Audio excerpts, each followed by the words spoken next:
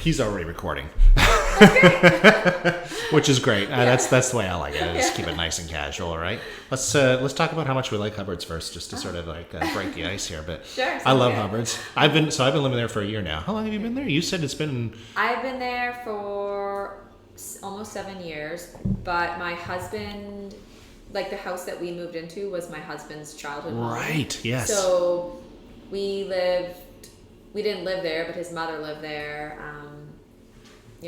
since he was 4, and she was there until we moved in. So we spent a lot of time there. Yeah. Okay. And that's was that right on Shore Road? It's Is right- it Shore Road? It's called Shore Club Road Shore that runs Club up to Road. the Yeah. Shore Club. Yeah, I should know that. But there's a road that is like at the end of Shore Club Road. At the very, very end, there's a little tiny private road that's mostly cottages called Doffing Drive. Oh, yeah, And, okay. We live down there. Is that the road that runs down beside the road that goes to the beach? Yeah, exactly. Okay. It's called, so Yes. it runs parallel to the beach road. Yes. But you can't really tell it's there. It's kind of like a secret spot. And Yeah. Yeah. Yes, that's right. Yes. Yeah. It's a little sneaky. That's funny, actually. Chris, not this Chris, the other Chris out there. We, when I was first licensed, Yeah. which is about 5 years ago now, he took me out on a pricing proposal for a house there. Oh, really? An older couple. It's gorgeous. It was like this. It was a bungalow, but off to the side, they had put it. I'm pretty sure it was an extension, which also had a second level with their bedroom. Or was it down below? I can't remember. Big pool in the front, and a sloping hill all the way down to the ocean. It had a big pier, and do you know what I'm talking about? Yeah, I think I do know what house you're talking about. I want to say it was beige. The outside of it? Yeah, outside of it, yeah. And it was like a little bit further down the road, like a little bit further down. Yeah. I think maybe, am I allowed to say names on this? That seems a bit Sure. weird. Yeah, I don't think anybody's gonna. I think it might have been the Northwest house, Oh, maybe. that sounds familiar. Yeah. Yeah. That Is does. the house fairly close to the road? Yes. And then the pool was behind it. And the pool was behind it, and it Yeah. sloped down. Yeah. Yeah. Yeah. Yeah, I think that might have been that house. 'Cause Right. I think it was on the market a few years ago. Yes, it was. Yes. Yes, it was. Yeah. That's right. Yep. Yeah. Yeah, that's Yeah. right. I lost track of it. I don't know what happened to it. Do the same people still own it, or did they end up selling? Do you know? Still own it. Oh, really? And- Oh, okay. They loved it. Yeah, Yeah. I think their family was buying it. I don't know. Yeah. I don't know any of those things. That's all like literally lies, I feel like. But he still lives on this road with his wife, and we see them, and they're Yeah. lovely. Yeah, they are. They're Yeah. lovely people. Yeah, they loved it there so much. And I could tell they were having even a hard time just having a conversation about, whether or not they should move away from Hubbards. Yeah. It's really hard to move away from Hubbards because, it's lovely. It's so lovely. But in the summertime, there's so much to do, and there's so many people, and it's Yeah. so exciting. Yeah. And then in the wintertime, it's a little bit calm and nice, Yeah. and you get a bit of a break. I always tell my neighbors who live next to us, because their place isn't winterized, so they come in the summer and pretty much live there full time, Yep. but leave in the winter, obviously. Mm-hmm. And it's like nice when the summer comes to an end and it slows down a little bit because it's so busy prior to that. But then it's the winter months go on. Come February, I'm like, oh my gosh, I need the people to come back. So it's like you get Yeah. everything. You appreciate both aspects of it, which is really Agreed. lovely. Yeah. It's the same with us on Fox Point Lake too. Like it gets crazy busy. May long weekend Yes. rolls around, Oh my gosh. and it's just crazy busy And you love all it, out. right? And I love it. Yeah. At the boats at all hours of the day, up and Yeah. down the lake from maybe not the crack of dawn, but definitely from like late morning until just after the sun goes like right behind the horizon. I don't even know Yeah. why they're out in the lake still because they're still driving. They're still out there. Yeah. Yeah.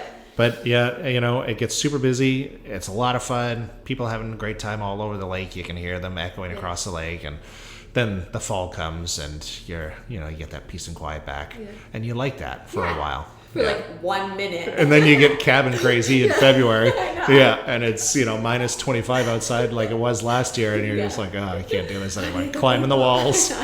Yeah.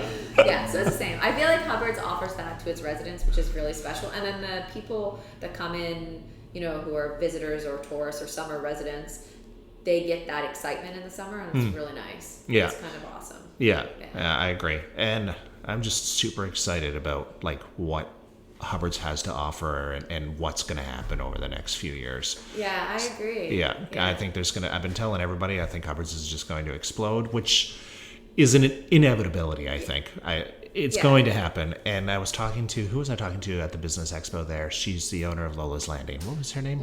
Maureen. I was speaking with Maureen, and she is an advocate for change and whatnot. And she's always she was telling me, she's like, I don't understand why people fight progress and they fight change. It's like, it's going to happen. Yeah. She said, we might as well make sure that it happens correctly. Yeah. That it's done right. Exactly. We're in the same mindset as Maureen. Like, of course we love our sweet, quaint little community. Like, how do you not love that?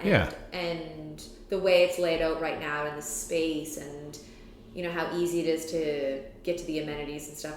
But change is coming. It's inevitable. They twin the highway. I mean, if you look at all the other communities that the twin highways too, they just explode.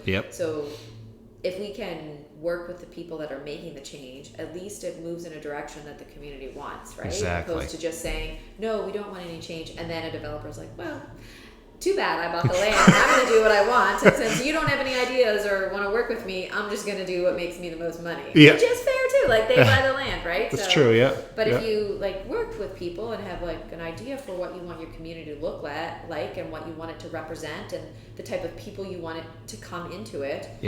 And you speak loudly about that, you know, it kind of shapes it a little bit. And why wouldn't we do that? Exactly. Yeah. And I think this is a great segue into why you're here today. I feel pretty passionately about that. But I couldn't agree more. Like, let's be on that side so we can at least have some input into what that change is going to look like, and maybe even be able to insert a little bit of our own change and progress into that, which is exactly what you're trying to do with a local community organization. Hubbards Street Scapes. So I am one of the people that works on the Hubbards Street Scape Project, which is initially, when it was started out of a need for safe, active transportation. And don't get me wrong, that is still pretty much the focus of it. Because Shore Club Road, if anybody knows what we're talking about. Oh my gosh, something else, I tell you. I go for a walk up and down that road, once every couple of weeks with the kids. All the way down to the beach. It just reminds you, like, holy, people walk on this road. It is crazy. Yes. My husband used to walk that road every day as a child to school. Well, his mom drove him sometimes, and his dad, but he did walk the road because we're all within close enough distance that the bus doesn't actually have to come. We're so close to the little elementary school out there, Shafford Memorial. So he walked it, and I never really thought about things like that until I had kids. And then I was driving down the road with Daniel one day, and I was like, are my children expected to walk this road to school? And he was like, I would never let kids at this point, because it was much different back then. It was less busy. There wasn't as many people coming. There wasn't as many people living there, and it was a different streetscape, to be honest. So it's not like that anymore. And we realized that the community as a whole is in a dire need for safe space to walk and bike. And with the community growing and with more visitors coming, the cars are going faster and there's more of them. And it's unfortunate, because I'm not saying that the visitors don't understand, but when they come into a community that they don't see a sidewalk or anything to slow down, they see this beautiful straight road or these lovely turns around the ocean, and it's so stunning, they just like to go for a drive. And that's what you do. And how do you they wouldn't know that people are out there walking all the time around that corner and you can't see them. And so anyway, this project is really about that, like creating safe, active transportation space for the community at large, residents or visitors. It's a way to connect the community as well and the businesses that are in it, to increase that economic development for those businesses. Because more foot traffic, more traffic in general, not just driving, but more foot traffic, more bike traffic means more feet. Yes, exactly. And if you make it possible for people to park their car and then walk throughout a community for a day, they stay and they spend money, and it's wonderful. So why wouldn't we encourage that to, help promote the business within our own community and the people that live there that run those businesses? Like, that makes sense, right? Yeah. And I mean, we got walking streets right here in downtown Halifax. Argyle? Is it Argyle? Yeah, Argyle. Yeah. I mean, they block that off on the weekends. And it's lovely, right? And people walk up and down there. Lots of restaurants. I don't think there's any shops, actually. No. Is there a couple of shops? Oh, okay. Yeah. I mean, yeah. It's So a wonderful spot to go, right? yes. Yeah. Yeah. So if we had something, and we're not being unreasonable with the request, we realize that the road is small and that there's not a lot of funding for rural places in HRM. So, because we are split by HRM and Chester, which you are very familiar with. Yeah. I live on the Chester side. Yes, you do. Things happen much quicker over there. Yes, they do. It's a little bit easier and less costly, I think. Yeah. Yeah, my taxes are definitely more than your taxes. Yeah, they are. Yeah. We comment on that heavily on the lake. Yes. So, and you guys will have sidewalks first, which is also Yeah, I awesome noticed. for you Yeah, guys. the sidewalks. They started that already up by the trust building there. Yeah, Yes. yeah, exactly. And then there will be one that goes along the 329 to where the Fox Point Front Road meets it, and then comes back around the other side of Fox Point Front Road to connect that triangle, which will be really nice for those residents. And, That'll be great. and especially the barn, because it attracts so many people. It'd be really nice to make that connection around there. Oh, for sure. Because there's already a little stretch of sidewalk right there at the crosswalk across from the gas and station. It's so busy. People use it all the time. Yeah. So, so that's the idea. And then we realized when we were talking, well, not us, we had a consulting firm that does urban planning come in and consult with the community and figure out what the community wants, because I can say exactly what I want, but that would be super biased and not appropriate. Yeah. So the community expressed a lot of desire to have a community plan, like a development plan, that they had a say in. So that was an interesting thing that came out of this exercise that we were really pumped about, to be honest, because it's more than just about active transportation space. It's about having a community that grows the way the residents thinks is it appropriate. Sure. Which is awesome. Yeah. So that's what we're working on. We've made it pretty far. We have. And this is the updated. Yes, this is Can the I hold final, this up? Yeah, Just wanna for hold sure. it up in front of the camera so everybody sees. Yeah, it's the final community plan that was created. And we can find this online, right? Yes, you can. Yep. We have a website called onehubbards.org, and we also have a really popular Facebook group called Hubbards Street Scape Project. Yes. Yeah, we have a lot of members that come in, and we use it for lots of things with regards to the project, and if there's any elections going around, that we can like kind of focus in on what the people being elected for whatever role that is are looking to help us with regards to the project and the Hubbards community and stuff. So yeah, it's a pretty active little group. And when you so what is the plan? What's the vision for Short Club Road? Because I know we talked about that briefly at the Business Expo there back in September, but you had mentioned something about incorporating like part boardwalk and whatnot. Yeah. So which I think is a visually striking it'd be amazing addition to Yeah. So the community plan that was developed focused on what the residents thought were the most busy streets for walking, and then the most dangerous streets as well. And the residents had decided that, like, selfishly, I obviously want Short Club, something down Short Club Road, but that's silly because it's not my project, it's the community's project. So we had proposed the main drag of Hubbards from the existing sidewalk down to the elementary school to have some sort of active transportation space, some active transportation space down the 329 and then up the front of the Fox Point Front Road to make it like a coastal walking community, like a loop, which would be really lovely. And then both of those, what they did this year with up to AHT and the trailhead there would connect the trailhead if the active transportation space also went down to the elementary school. It would connect the rails to trails with it as well, which would be really awesome because it would make like a loop. You could walk a whole loop on the front with the ocean and then a loop in the back with the nature. That's nifty. Quite lovely. Yeah, that would be great. But the community was really interested in trying to kind of figure something out for Short Club Road as well, because everyone goes up to the beach and the campground and the Short Club for dinner and Tuna Blue and the Rosewood Cottages and the Anchorage Church. Like, they all go up there. Yeah. There's so many businesses that are up that road. And we realized that the road is so small, and Department of Public Works as well. I mean, the road allowance there is probably not much bigger than what the road is. No, I'm assuming. and the road is very small. Yeah. Like, they have Department of Public Works has a range of road width. Yeah. And like, there's a very small amount, and that very small amount is what's on the Short Club Road. And Department of Public Works recognizes that it's really challenging to be a pedestrian or a cyclist on that road. Like, they've said, many people that work there have said, oh, I've walked that road at night. I've walked that road to a restaurant during the day, and it is not awesome. So there is one section that could have a sidewalk, more so at the top, and then there's a small section that could have a sidewalk at the bottom. But the idea that the community came up with was a boardwalk that would kind of come around Bishop's Park, where the gazebo is. It's Right. so lovely there. Yeah. And then continue on up to where it's possible to start the sidewalk. Okay. So that would be like kind of around the corner, just at the bottom of one of the hills there. So Right. Yeah. So I don't know what will come of that, but Yeah. this plan that was created, that was discussed by the community, and they want to do, the community mentioned, which I think is an awesome idea, and I never thought about this, but they mentioned doing like a pedestrian bridge over the Fitzroy River there. So Ooh. have you ever?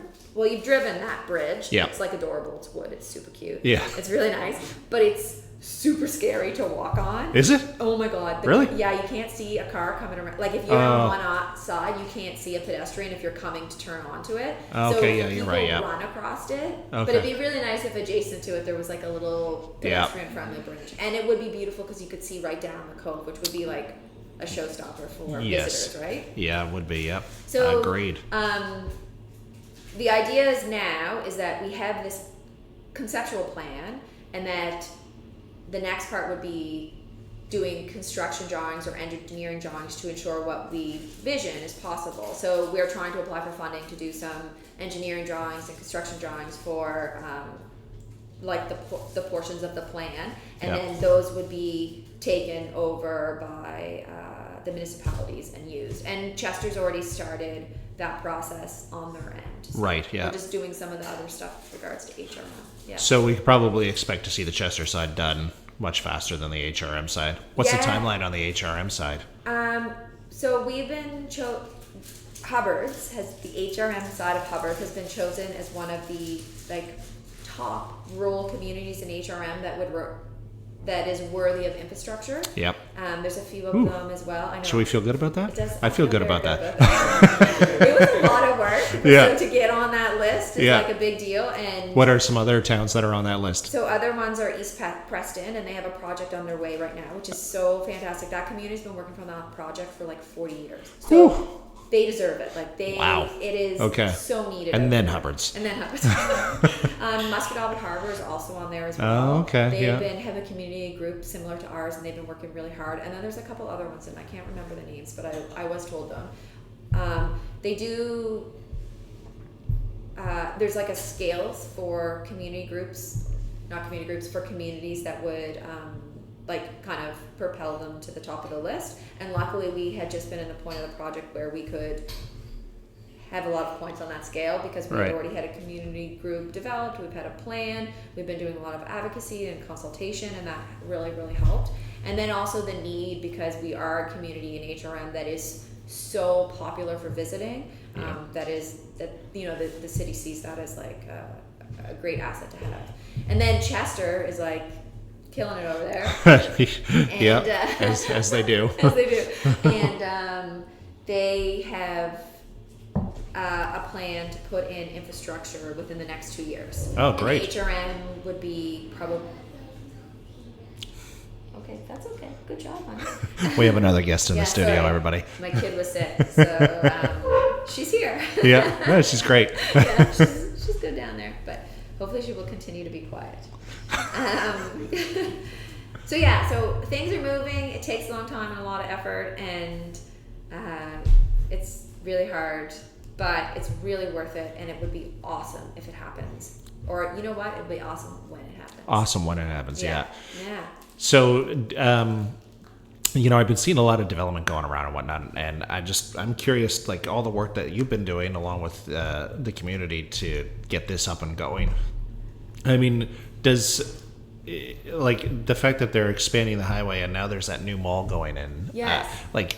Was that new mall always sort of a plan, or did that come about recently, or Yeah, did this have any part in some of the other developing that's happening around. I feel like you're building infrastructure here. You're changing the landscape of Hubbards. It's creating more traffic. All these positive things to bring more people and more attention to Hubbards and stuff like that. And then you start to see these other new things that are just happening. And I'm wondering, because I've only been there for a year, and I'm trying to find my way into the community as well in certain ways. Like, are these new things that are happening in part and parcel to what you've been doing, or are they already there? Yeah, so they are new things. That land was purchased, I think, like a year ago, to be honest. That new mall up at Exit 6, or the Hubbards Square. I learned so many things from doing this project. It was incredible. So there's actually no one in the city or the community or Department of Public Works that coordinates all development that's happening within an area for a community project like ours. So there was a development that was happening in one section of HRM, and the developer had no idea that we had this plan because no one told them. Right. And no one's job is to tell them. Like, that is not a thing. We did make some really good connections with HRM afterwards, and we're like, can you please just like share it to anywhere, or let us know who's buying the land. Because what we've realized is really important is helping the developers understand the community's vision. So we've met with the people up at Exit 6 for Hubbards Square, and it was so impactful. They had no idea about the plan, and they are familiar with Hubbards, the developers. They actually, both of them have vacation there often. Like long-standing histories of vacationing there. And they were so pleased to find out that we had this community plan, because then they tailored their development around those concepts. Like, it doesn't mean that they're going to build, exactly what we want, but the idea of putting a active transportation space from the main road up to the square is a really great thing, because people could park their cars up there. They don't have to worry about finding parking in Hubbards. True. They come down. Because that's another problem. Exactly. They drive down on their bikes into the community, and then they can use the community space at large, and the business is there. So I found in this process that is one of the most kind of, I don't know, wow moments, or awe-inspiring moments, that if you work with people that are making developments and show them that there is this plan for the community, things make more sense. So they've been, the people in that development have been advocating for a active transportation space to their development, and they've thought about, if that's what you guys are thinking, and you're thinking about being a cycling community, and eventually there'll be a blue route around Aspatagan, and that can be an attraction for Hubbards. Let's capitalize on that. Let's make that make sense for our community. Let's bring things in that make sense for that. And it's been really wonderful. I have found that's been kind of inspiring. And there are people that don't love that, because they're like, well, we don't want development. And I'm like, but once again, it's going to happen. It is. Those people bought the land. We can't do anything about that. But maybe we can work together with them and develop something that makes sense for the community. And then we can grow together and thrive together, and then their businesses will thrive as well. So agreed. I think that's awesome. I'm super pumped about that. Although that is a lot of work, and I do not love that. And this isn't even your daytime job. Everybody listening, watching, this isn't even your daytime job. A real job. A real job that is time consuming and meaningful. So, but this is important. Yes, Claire? No, not right now. Okay, I'll do it in a minute. You write your titles of your books, and then we'll do it. Okay. So how can somebody like me? How can we get more involved? Somebody from the community. Is there a way for us to be more involved? Yeah, for sure. I mean, something silly as to joining Facebook, which seems crazy, but joining Facebook and being part of that community group is a really good way to find out what's going on with the project, because we post most things there. We do post things to the website, but it's a little bit more time consuming for us, and since we're all volunteers, we want to do less time. Speaking of that, I have to take a picture today so that...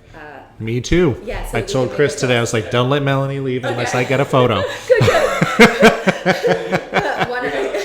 Good, yeah.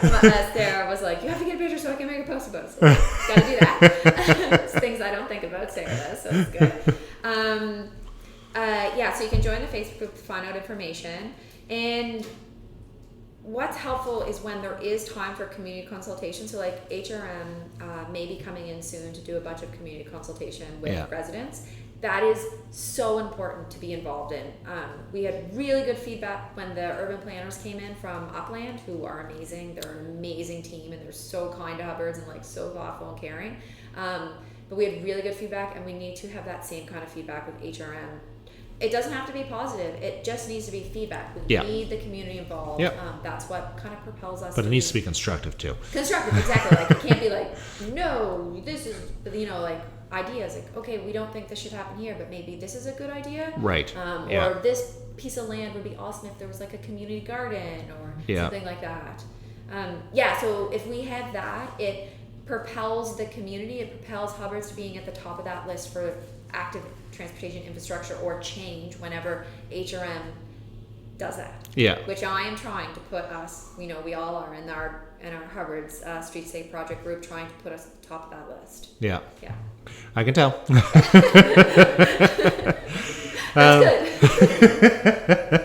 Well, let's circle back to that key word there, which was perhaps another segue, but we sort of jumped ahead of that. You said the word wow. You got a real estate wow moment?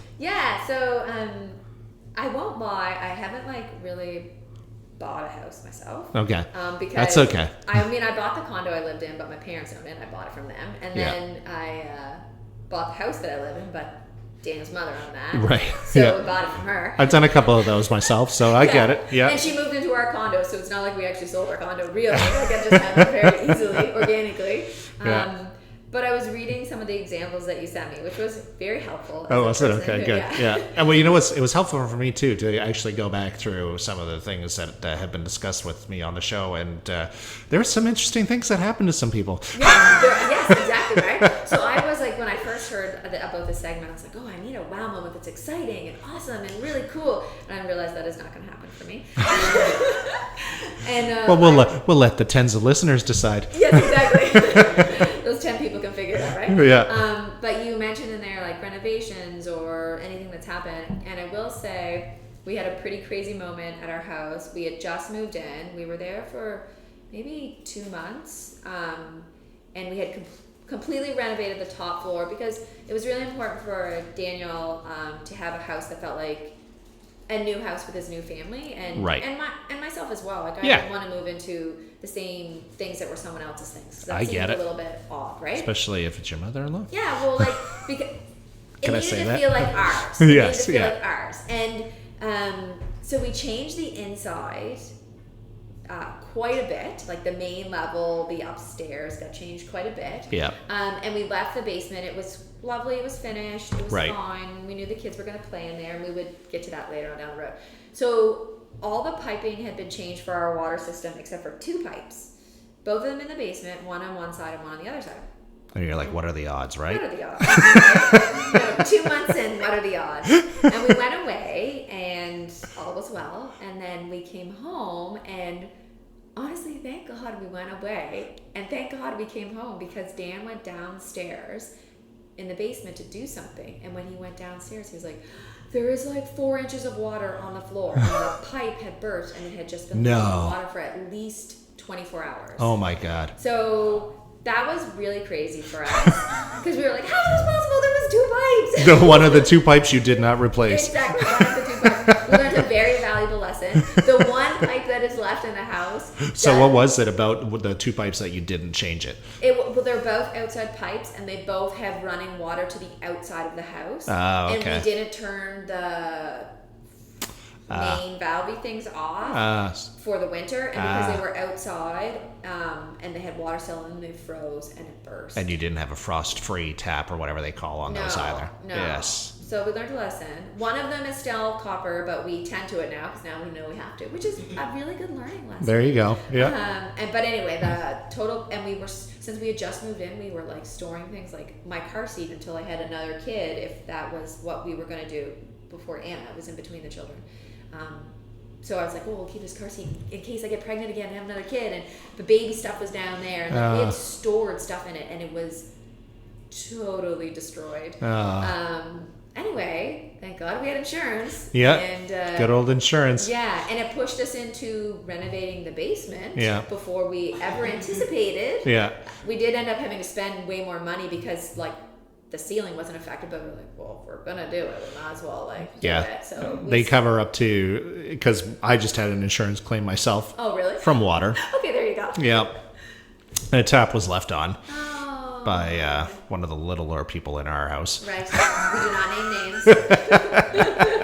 And anyways, so I should use that term lately, but yeah, they cover you for the cost of replacing what is existing. Yeah. So was it original, everything down there? It Like from Daniel's parents' days? yes, it was from Daniel's parents' days, but they had done that renovation later than the rest of the house, so it was newer, and like good. It was like it had beautiful floor, and it was painted lovely, and it was like she had an interior designer like do the basement very lovely. It was quite nice, which meant it was totally livable until there was 4 inches of water. Yeah, right, yeah. So we replaced that. Yeah, and then we took the opportunity to do, like I said, paint the whole thing and do the stairs. And redo all that stuff up to the main level. So it was a blessing in disguise, I'd like to say. That cost a lot of money that I didn't want to spend. But it was good, and the kids love it down there. And we made it. Oh, golly. Is that slime? Did you bring slime with you? I think we got a slime incident. Yes, which has been kind of removed from our house. Just 1 second. So surely it seems to be disappearing, and yet it made it here, and she knows she's not allowed it, so you have to try and figure out how to get that off your hands there, missus. Ooh. It's not in the house, though. No, it's not in the house. It's in your place now. It's in our place. Yeah. She had a friend visit the other day, and her friend was very interested in the slime, and I was like, take whatever you want. Yeah. It's yours. So she took many bags of it home. I was like that with Play-Doh. Were you? Yeah, Play-Doh and paint. It's funny because I'm actually I like to think of myself as a fairly artistic and creative person. Yeah. I went to an art school in high school, and where did you go? Back in Toronto. I'm from Toronto originally, at a school called Wexford Collegiate Institute. That was my high school that I went to. Yeah, are you familiar? I am familiar because I have an artist background as well. I used to be a professional dancer, and I lived in Toronto for a year and went to the School of Toronto Dance Theatre, and then danced at the National Ballet a little bit on the side as well. Okay. Yeah. Look at that. Yeah. All right. And then I went to University of the States to get a BFA in contemporary dance. So. Oh, nice. Yeah, so I totally feel Okay. it. Yeah. See, I won't share what you do right now, but what you do right now is a complete departure from all of that. I know. I mean, like a huge departure. Yes. For the 10 viewers, apparently, I'm a pharmacist that works in the hospital. Did you do it? Good job. That works like clinically, and it's a big difference. But they say, and I've heard this, and I do believe this. They say that there are a lot of people who are interested in the arts are also very like science minded. Oh, okay. So, anyway, when I got injured and I had to stop my job as a dancer. I got injured, and so I retrained, and it was a health profession, and I'm not very nurse-like, so, and I didn't want to go to school and be a doctor, because I knew I was old at that point, and I didn't want to spend more time in residency. I can't, man. It's only at 5%. You're not going to get anything off that. You got to put it down. Read a book. Do your stickers. Well, so anyway, but like I love that for you. Yeah. So you painted and did Play-Doh all the time as a kid? Actually, where I was going with that was I hated it. But you're artistic. It was such a mess. I didn't realize what a clean freak I was until kids came along. Oh, yeah. And I have a little OCD and whatnot. Yeah. And so painting in Play-Doh was not my favorite thing because there would always be a huge mess, right? Yes, and my partner, she would always get the kids all. This used to get so funny. She used to get the kids all set up for painting Play-Doh. I'd come home from work. We work opposite shifts. I'd come home from work and she'd have the kids set up with Play-Doh and paint. And she's like, "Oh, the kids are so happy. They're doing Play-Doh and they're painting, and I'm off to work now." And you were like, "No." Yeah, we do a lot of painting. Yeah. A lot of Play-Doh. Yeah. Yeah, so I sympathize with you. But my kids are super creative now. No thanks to myself. Because my son, my son loves to draw. He loves drawing. He's a huge sketch artist. That's awesome. Draws a lot of anime. Makes me buy him expensive markers for all of his coloring and shading. It's great. And my daughter, she likes to create.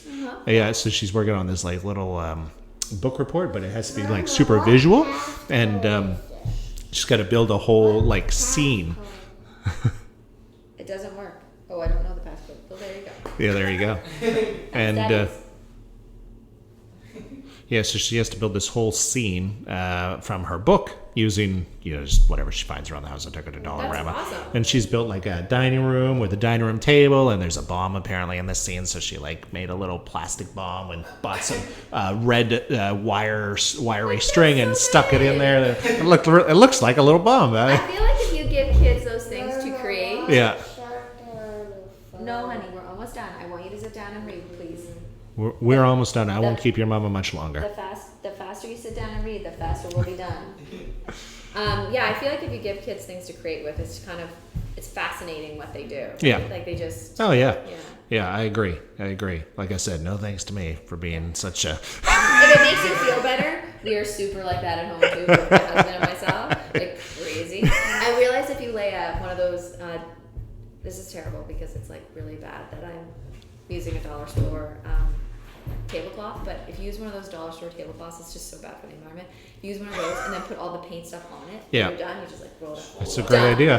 That is a great idea. And it's not ever everywhere. And then they get out the sparkles and they're laying sparkles everywhere because I cannot stand that stuff. Yeah. So. And it won't slide like a garbage bag. You're right. Yeah. It works really well. This is a wow moment. Yeah, you think? Yes. Parenting wow. Parenting wow. I love it. We were talking about new segments. There we go. What do you do to make your life easier as a parent? Mm-hmm. Yeah. I love it. Well, thanks so much for joining me today, Melanie. So you just want to repeat again where everybody can go for more information on our Hubbards Streetscapes and, again, how they can get involved, and just one more time for everybody. Yeah, for sure. So you can check out our website, which is onehubbards.org. I'll hold and it up too. It has that plan that is being held up right now. So lovely. Yeah. It has it on it, so you can review it and read it. It has a lot of interesting things about it, more than just about road structure and active transportation space. It has some ideas about development and where they see the core of Hubbards, or where the community of Hubbards sees the core of it and whatnot. You can also join our Facebook group, which is Hubbards Street Scape Project. It has a lot of really good daily posts or weekly posts about what's happening with the project, or things to be aware of in the community that are related to this project. So we try and keep it pretty focused. You can also reach out to us. We have an email address that you can find on onehubbards.org, and that we can answer any questions and stuff like that. If you want to get involved, of course, reach out to us via our email address or Facebook page, and we would love to have people help. It's a lot of work, so anyone that's willing to help is an asset to us as a group and as a community as well. And we really like to spread the word, so we often meet with community members that have businesses and whatnot, and kind of just give them an update on the project so they can spread the word, and that's really important for us as well. Yeah. Great. Well, thanks so much. No problem. Thanks for having me. It was super fun. My pleasure. Yeah. My pleasure. Awesome.